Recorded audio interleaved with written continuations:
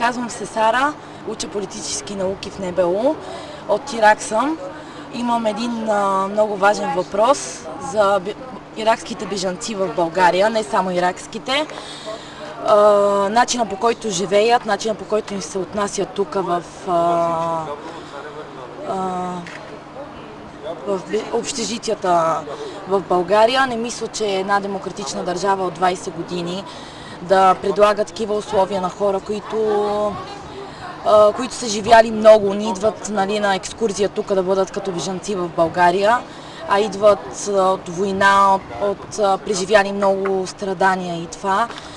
И да не им се предлагат никакви условия дори за живот или психологически хора, които да ги изслушват, да им предлагат помощ, подкрепа, те напротив.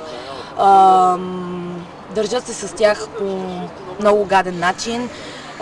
Стаите също не са в перфектно състояние. Повече от 5 души живеят в една стая и не мисля, че това е за една европейска държава нормално. Благодаря. Предложение.